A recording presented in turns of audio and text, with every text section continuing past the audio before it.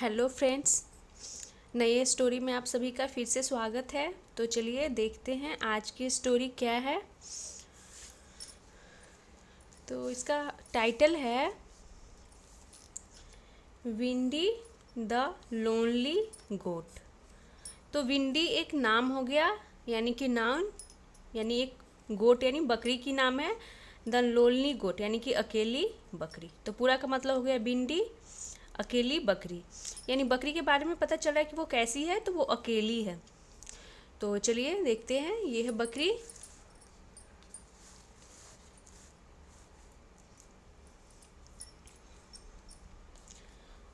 Once upon a time, तो इसका मतलब होता है एक समय की बात है।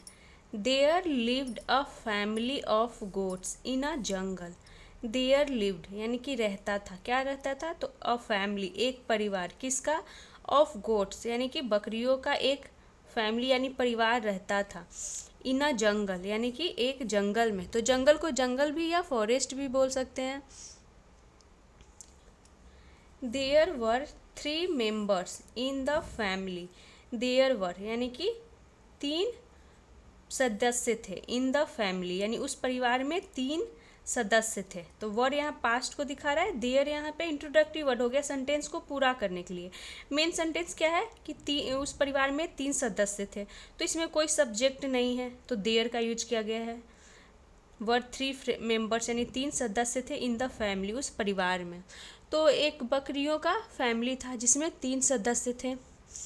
विंडी द लिटिल गोट, तो विंडी थी। विंडी कौन थी, कॉमा लगा के बताया गया। द लिटिल गोट यानी छोटी बकरी थी। मिस्टर टोनी द फादर गोट, तो मिस्टर टोनी कौन थे, यहाँ पर भी बताया गया है। द फादर गोट यानी कि उस फैमिली का जो परिवार था उसके उस फैमिली के पिता थे, यानी जो लिटिल गोट थी उसके पिता बोल सकते हैं, जिसका नाम क्या था, Tony. And Mrs Mossy, Mrs Moosy, तो मिसेज मूसी कौन थी, कॉमा लगा के यहाँ भी बताया गया है। द मदर यानी कि माँ, माँ गोट थी यानी कि वो बकरी की माँ थी, उस फैमिली की माँ थी, यानी कि वो माँ थी। और टोनी जो था वो फादर, और लिटिल विंडी जो क्या थी, लिटिल गोट यानी वो उसका बच्चा। तो ये हो गया। Windy was a nice obedient goat, तो विंडी कैसी थी उसके बारे में बताया जा रहा है कि विंडी थी अ नाइस एक अच्छी, ओबेडियंट यानी कि आज्ञाकारी, गोट यानी बकरी थी।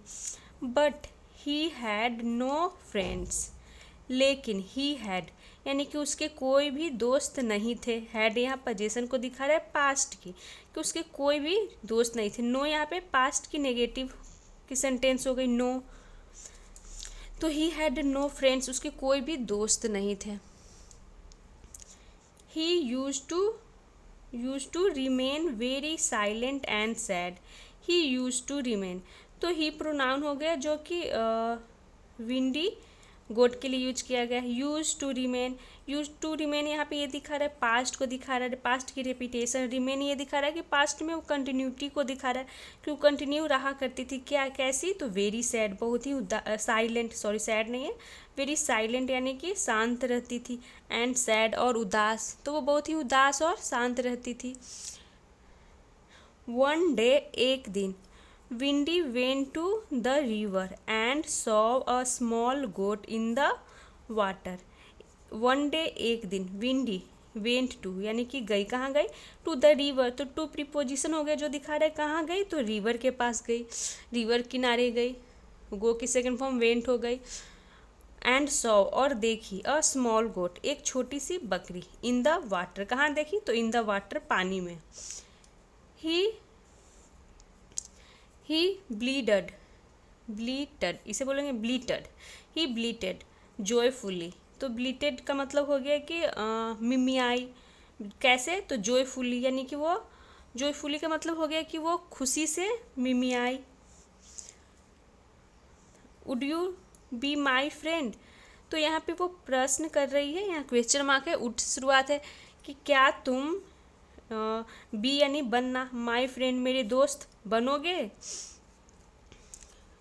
बट लेकिन, सडेनली यानी अचानक से, a fish came out of the water, एक मछली केम आउट यानी बाहर आई, ऑफ द वाटर यानी उस पानी से, एंड सेड और कहा, यू स्टूपिड गोट, तुम मूर्ख बकरी, डैट इज योर रिफ्लेक्शन यानी कि वह है तुम्हारी प्रतिबिंब। तो एक क्या होता है कि विंडी नदी किनारे जाती है तो उसे एक पानी में एक बकरी दिखता है जिससे देख करके वो खुश हो जाती है। तो वो पूछती है उससे कि क्या तुम मेरा दोस्त बनोगे या बनोगी। तो उसमें से एक मछली बाहर आती है, वो क्या बोलती है कि मूर्ख बकरी, कि ये तुम्हारा रिफ्लेक्शन है, कोई बकरी नहीं है, ये तुम्हारा रिफ्लेक्शन है। तो यहाँ पर देख सकते हैं ये विंडी है और ये मछली बाहर आकर के उससे बात कर रही है। विंडी बिकेम सैड अगेन, तो विंडी बिकेम सैड यानी उदास हो गया, बन गया, बिकम की सेकेंड फॉर्म बिकेम, अगेन यानी फिर से। वाइल वॉकिंग बैक होम, तो वाइल दिखा रहा है समय को, दिखा रहा है उस समय को दिखा रहा है कि वाइल वॉकिंग बैक होम यानी कि वापस घर जाते समय। वॉकिंग ये दिखा रहा है कि कैसे वो जा रहा है, मतलब पैदल चल करके। वाइल वॉकिंग बैक होम यानी वापस घर जाते हुए या फिर जाते समय, या फिर बोल सकते हैं जाने के दौरान। ही थॉट, उसने सोचा। आई एम सो अनलकी, तो यहाँ पे थिंक की सेकेंड फॉर्म थॉट हो गई। आई एम सो अनलकी, मैं बहुत ही अनलकी यानी कि बदकिस्मत हूँ। And tears weld up in his eyes, इसका मतलब हो गया कि और आंसुएं वेल्ड अप यानी भर आए, इन हिज आइज उसकी आंखों में। तो उसे एक दोस्त भी मिला जो कि उसका प्रतिबिंब था, कोई था नहीं। तो वो रास्ते में जब वो लौट रही थी घर, उस समय वो सोच रही थी कि मैं कितना बदकिस्मत हूँ। वेन ही रीच्ड होम, जब ही रीच्ड वो पहुँचा, होम यानी घर, हिज फादर यानी उसके पिता, hugged him tight, hugged him यानी उसे गले लगा लिए, हिम यानी विंडी को, टाइट यानी कस करके गले लगा लिए। वेलकम सन यानी कि बेटा स्वागत है तुम्हारा, ये हो गया इसका मतलब। सी देखो, what we have here for you, what यानी क्या, वी हैव यानी हमारे पास, हैव यहाँ पोजेशन को दिखा रहा है यानी प्रजेंट के लिए हैव, क्या हमारे पास है, हैव यानी है, हेयर यानी यहाँ, फॉर यू यानी तुम्हारे लिए। Windy हरीडली went to the backyard and saw a little white goat lying beside his mother। तो जो विंडी थी हरिडली यानी जल्दी से, वेंट गई, तो हरिडली यहाँ एडवर्ब हो गया। वेंट टू भी यहाँ प्रीपोजिशन हो गया जो दिखा रहा है कि वो कहाँ गई, तो द बैकयार्ड।